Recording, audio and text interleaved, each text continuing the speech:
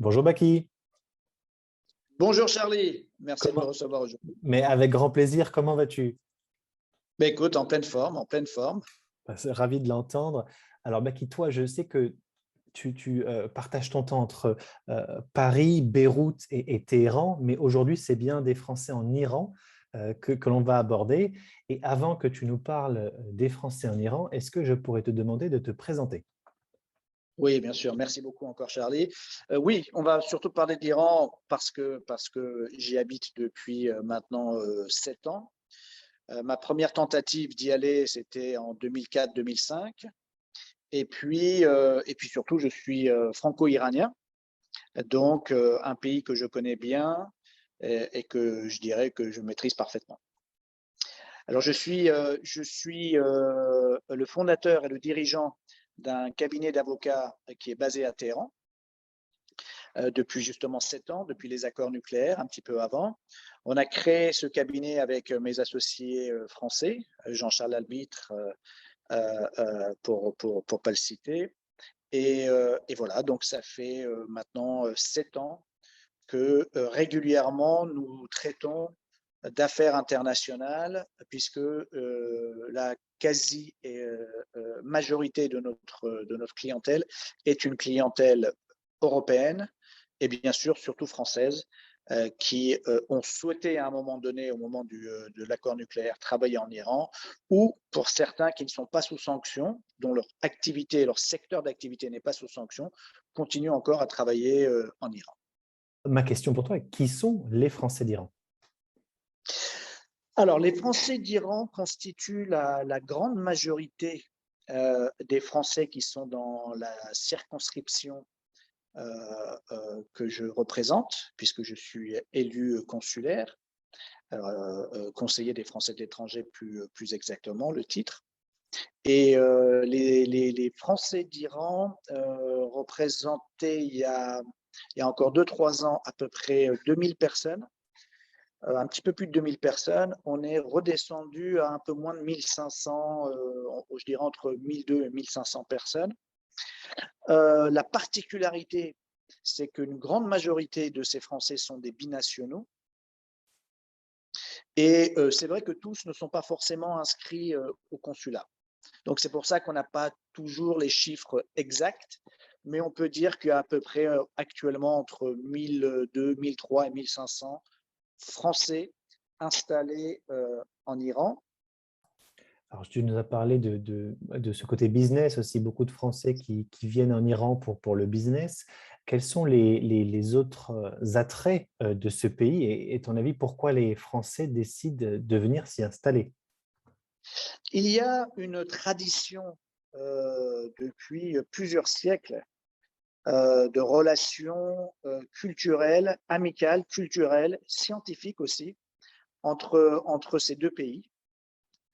Par exemple, dès le début du XXe siècle, il y a eu la création d'un institut Pasteur en Iran. Donc, il y a eu pas mal d'échanges sur le plan des vaccinations et sur le plan de la santé en général. Ensuite, relation culturelle très forte entre les deux pays. Au moment même où je te parle, j'ai aidé, modestement, mais j'ai aidé à l'organisation d'un magnifique festival du cinéma iranien qui se tiendra la semaine prochaine, enfin fin de cette semaine plutôt, du 4 au 7 novembre, à Chantilly, dans la belle ville de Chantilly, en France. Et donc, je pense que tu sais également euh, euh, tous les amoureux du cinéma iranien que compte la France. Les réalisateurs français, iraniens sont souvent primés en France, au Festival de Cannes, dans d'autres festivals. Tu peux nous en citer Voilà. quelques-uns? Ah bah oui, le plus connu qui malheureusement nous a quittés, c'était le maître Kiarostami, qui était un des grands maîtres du cinéma iranien et du cinéma mondial. Il était vraiment perçu comme un très très très grand réalisateur. Et puis il y a aujourd'hui la famille Marbalbov, pardon, excuse-moi, le nom m'avait échappé, Marbalbov, qui sont voilà, de père en fille, si j'ose dire, puisque la fille est réalisatrice également, sont dans le cinéma, font des films magnifiques. Et le dernier en date, celui qui a obtenu un Oscar aux États-Unis, Monsieur Farhadi, qui est aujourd'hui le nouveau grand maître, je dirais, du cinéma iranien. Voilà. Je souhaiterais te parler également le tourisme et l'histoire de la Perse. Énormément de Français ont visité l'Iran ces dernières années. Le tourisme iranien représente un tourisme vraiment de qualité, c'est-à-dire qu'il n'est pas fait pour l'instant parce que bon, c'est une république islamique et qu'il y a des règles assez strictes d'un point de vue, par exemple, la consommation d'alcool est interdite, les femmes doivent être un minimum voilées, bien que la règle soit très souple pour les occidentales, quand même, il faut avoir un léger voile sur la tête. Bon, en respectant ces règles-là, je dirais que l'Iran n'est pas le lieu idéal pour des vacances de masse, d'accord, style Club Med, club de vacances et compagnie. En revanche, l'Iran est un trésor pour le tourisme, je dirais, de qualité, le tourisme haut de gamme, à un prix extrêmement compétitif.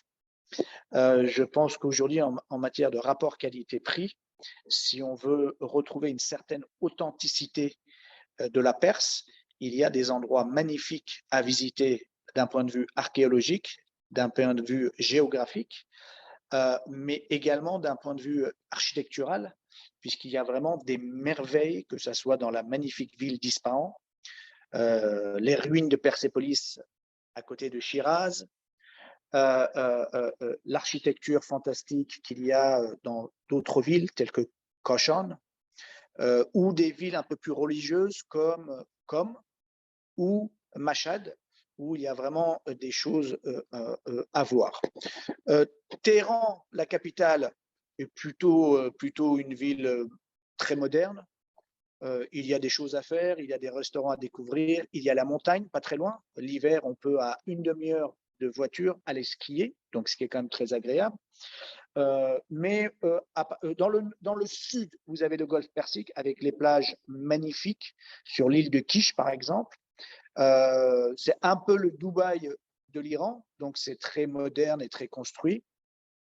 Si vous voulez de l'authenticité véritable, vous avez l'île de Reshm, où là, vous dormez chez l'habitant et vous avez des endroits sauvages à découvrir sublimes. Avec des scénarios fantastiques, que ce soit sous l'eau, si vous aimez faire plongée sous-marine, ou tout simplement profiter des paysages extrêmement variés et assez jolis, notamment dans les petites îles également qui sont autour. Donc voilà. Donc au niveau du tourisme, c'est un endroit magnifique. Ça coûte absolument pas cher du fait de la crise économique et financière qu'il y a en Iran. Pour nous, Français, ça coûte pas cher du tout de se rendre là-bas. C'est vrai que l'année qui vient de s'écouler a été extrêmement difficile, mais comme pour tous, d'un point de vue Covid. Donc, c'est encore un petit peu sensible, je dirais, mais dès que cette crise sera passée pour tous, je pense que l'Iran redeviendra un endroit magnifique pour les touristes français qui souhaitent vraiment découvrir de l'authenticité. On comprend les richesses et pourquoi aussi certains Français décident de venir s'expatrier en Iran. Maintenant, je vais aussi te demander quelles sont les principales difficultés de cette communauté française en Iran. Et d'ailleurs, selon toi, qu'est-ce qui rendrait la vie des Français plus facile? Alors, principale difficulté que rencontrent les Français, pardon, en Iran, c'est surtout ce que je t'ai dit au départ, à savoir, dans notre communauté en Iran, il y a une grande majorité de binationaux. Or, la loi iranienne ne reconnaît pas la binationalité. Donc, quand un franco-iranien décide de se rendre en Iran et d'y séjourner, Alors l'avantage, s'il a son passeport iranien, eh bien, il n'a pas besoin de faire des papiers de résidence. Donc ça, c'est un avantage. L'inconvénient, en revanche, c'est qu'il n'est pas considéré comme français en Iran. Donc, nous avons une difficulté toute particulière puisque notre communauté est essentiellement constituée de binationaux. C'est qu'ils ne sont pas considérés comme français. Donc, tout ce qui est protection consulaire est vraiment ramené au minimum. En cas de problème, bien sûr, l'ambassade sera toujours là pour aider les Français d'Iran. En revanche, si c'est des problèmes avec l'administration iranienne, avec la police iranienne, c'est vrai que là, on se retrouve dans une situation un peu critique où on ne laisse pas toute latitude à la diplomatie française, d'accord, puisque l'Iran considère que les personnes qui seraient soumises à un contrôle ou un problème avec la justice ou la police iranienne sont de nationalité iranienne. Donc, ça, je dirais, c'est le problème le plus important que nous rencontrons ici parce que du fait de la non-reconnaissance de la double nationalité par les autorités iraniennes, ce n'est pas par les autorités françaises. Je peux m'empêcher de te poser la question de la sécurité. Est-ce que la communauté française se sent en sécurité dans ce pays? Alors, il y a en Iran des questions politiques, des problèmes politiques, on le sait. Donc, on va pas tourner autour du pot. À partir du moment où on ne s'intéresse pas et on n'intervient pas, si tu veux, dans la politique du pays et dans les questions de sécurité et sûreté interne, il n'y a quasiment pas de problème en Iran, d'accord, pour les étrangers, pour les Français. On peut circuler assez facilement. Contrairement à d'autres pays, je dirais que l'Iran est même a été assez sécurisé d'un point de vue, puisque c'est quand même au milieu entre l'Afghanistan, l'Irak, la Syrie pas très loin. On est quand même entouré d'États qui ont été touchés par le terrorisme, par les groupes terroristes, État islamique et Al-Qaïda. Donc, non, on est assez en sécurité. Il y a eu quelques épisodes sporadiques et assez isolés je dirais, de tentatives d'attentats. Mais de ce point de vue-là, non, on est assez sécurisé.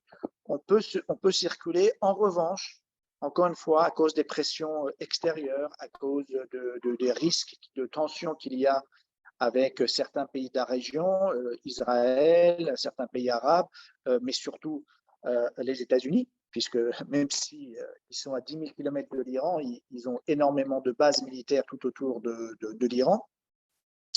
De ce fait, il faut quand même faire un petit peu attention quand on veut faire du tourisme, entre guillemets, sauvage en Iran. D'accord? Il y a eu des épisodes, et il y a des épisodes de nationaux européens, étrangers, qui ont été arrêtés, qui sont toujours en prison d'ailleurs, parce qu'ils se sont retrouvés à un moment donné dans des zones, je dirais, à risque et protégées pour des raisons militaires. D'accord? Quelles sont-elles, ces zones? Alors, je ne les connais pas particulièrement, mais il y a des zones, tu sais qu'il y a des activités de recherche en matière nucléaire, par exemple. Eh bien, il faut éviter, l'ambassade est tout à fait à même de donner, si tu veux, toutes ces zones et préciser toutes ces zones dans lesquelles il vaut mieux ne pas se rendre. Nous avons l'épisode d'un de nos concitoyens qui est toujours en prison malheureusement parce qu'il s'est retrouvé dans une zone sensible sans le savoir et comme il disposait par ailleurs d'un drone, voilà, malheureusement il est donc arrêté pour espionnage et pour l'instant l'ambassade et le consul font ce qu'ils peuvent. mais la situation est un petit peu critique. Donc, oui, sécurité, sûreté, mais en même temps, il faut faire un peu attention quand même en Iran, ne pas faire de tourisme sauvage. Voilà. C'est-à-dire que quand vous êtes français, puisqu'ici on parle de français, mais je dirais que si on est étranger en général, mais surtout français, il faut vraiment, si vous allez à Shiraz, à Ispahan, voilà, ça va, il n'y a pas de problème. Mais si vous allez dans les zones où il y a un petit peu de tension ethnique et politique, par exemple près de la frontière avec le Pakistan, d'accord, donc sud-est du pays, c'est un peu sensible. Si vous allez par exemple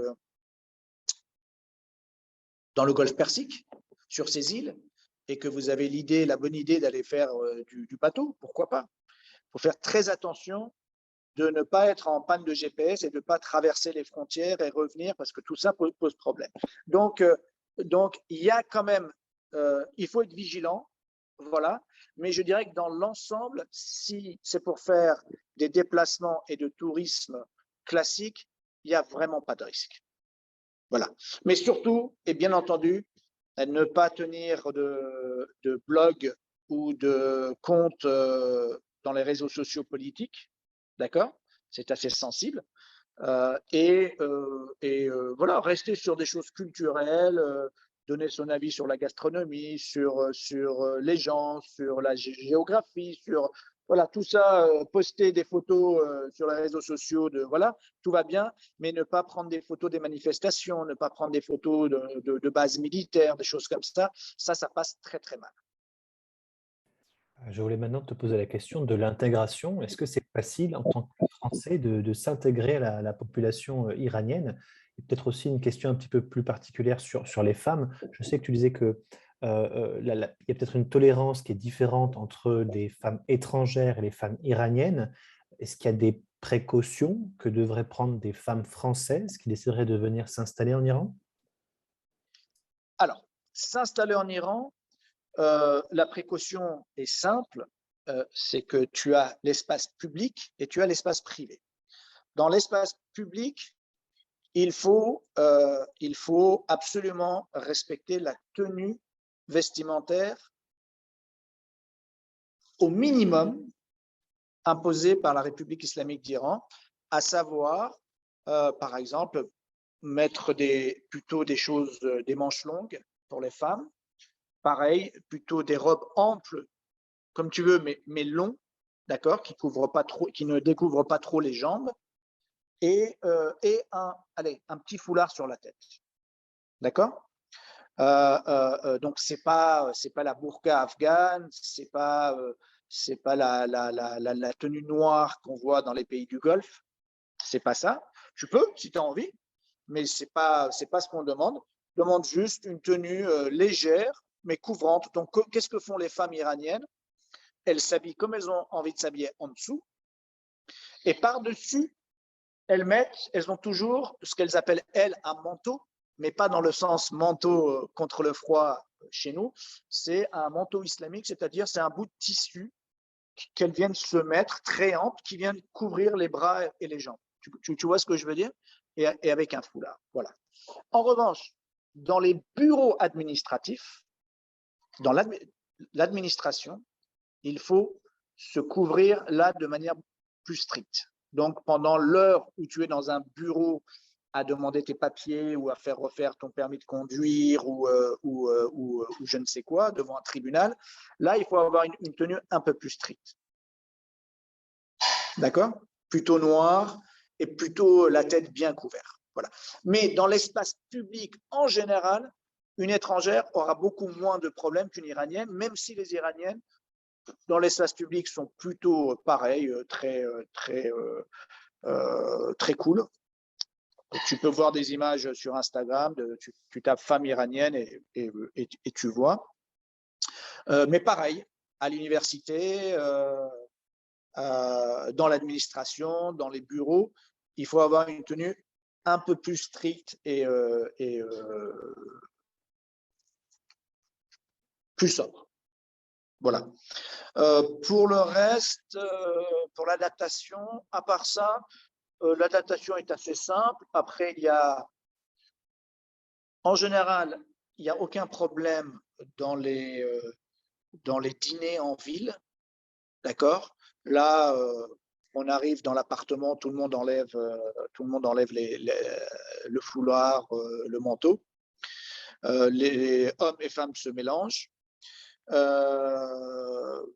En général, personne ne vient interrompre un dîner en ville. Voilà. Par contre, c'est vrai qu'il y a énormément de soirées dansantes qui s'organisent, je dirais, secrètement dans les appartements, essentiellement par les jeunes, mais aussi par les moins jeunes. Et là, à partir de là, quand il y a du bruit, si tu te fais repérer et que les gens débarquent, c'est un peu problématique. Mais en général, dans la vie privée, c'est assez cool. C'est rare que ça arrive. C'est vraiment dans des soirées excessivement bruyantes où il y a beaucoup d'alcool et compagnie. Sinon, non, les soirées privées, dans la sphère privée, c'est assez libre. C'est dans la sphère publique qu'il faut respecter certaines règles. Très bien. Donc, Baki, tu nous as présenté donc, voilà, la vie des Français à l'étranger, à la fois les attraits et les difficultés. J'aimerais maintenant te poser la question de la situation du point de vue de la pandémie Covid-19. Qu'en est-il en Iran? Est-ce que vous pouvez vous sortir, rentrer dans ce pays en tant que Français? Est-ce que vous avez accès aux tests, aux vaccins? Alors, ça a été une période, comme pour tous les pays, une période extrêmement difficile, qui continue d'ailleurs, mais tout particulièrement pour l'Iran, pour les Iraniens bien sûr, mais aussi pour nous Français. Pourquoi? En plus des sanctions, le guide de la révolution avait décidé d'interdire les fameux vaccins Pfizer, Moderna et AstraZeneca. Des vaccins chinois et russes sont arrivés. Un vaccin AstraZeneca qui était, alors pour certains, nous parlent du Japon, d'autres de Corée, mais enfin qui venait d'Asie. Donc c'était l'AstraZeneca, mais fabriqué en Asie. Mais en tout état de cause, jusqu'à il y a encore 2 mois, on n'avait pas accès aux Pfizer et Moderna. Donc il y a eu des assouplissements qui sont arrivés et l'Iran a décidé finalement d'importer ces vaccins occidentaux également. Voilà. Donc, et puis, entre-temps, le gouvernement français a aussi organisé des facilités pour pouvoir vacciner les Français d'Iran. Et une campagne a démarré il y a quelques semaines. Ça a pris du temps, parce que là aussi, il y avait le problème de binationalité, c'est-à-dire que l'Iran disait c'est notre problème, et les binationaux qui sont ici sont des Iraniens, donc ne vous en mêlez pas. Donc ce n'est pas de la faute ni du gouvernement français, ni de l'administration diplomatique, c'est qu'il y a vraiment eu beaucoup de difficultés, il a fallu vraiment discuter, négocier avec les autorités. Finalement, nous avons eu l'autorisation d'importer des vaccins à l'ambassade pour vacciner les Français. Et si je ne me trompe pas, mais je ne me trompe pas là-dessus, ce sont des vaccins Moderna. Et donc, les Français d'Iran vont pouvoir s'inscrire et aller à l'ambassade, ou un centre médical que l'ambassade désigne, se faire vacciner au vaccin Moderna. Ce qui est très bien parce que pour se rendre en France, l'Iran, jusqu'à la semaine dernière, était en zone rouge, était rentré depuis l'été dernier en zone rouge. Et donc, ça a posé beaucoup de problèmes pour les Français qui voulaient se rendre en France, pardon. Et donc ça a été effectivement très problématique. Mais là, ça y est, les Français d'Iran vont pouvoir être vaccinés au vaccin Moderna reconnu par le système européen. Et à partir de là, une fois que vous avez le cycle complet de vaccination, vous pouvez aller et venir en France. Très bien, c'est une bonne nouvelle, c'est sur la voie d'amélioration. Et je te propose qu'on termine cette interview sur cette note positive, en tout cas voilà, sur la pandémie Covid. Et je te remercie énormément de nous avoir présenté la vie des Français en Iran et d'avoir partagé ton expérience et et ta vue sur ce sujet-là. Je te dis à très bientôt Merci beaucoup. et Merci, Charlie, à très bientôt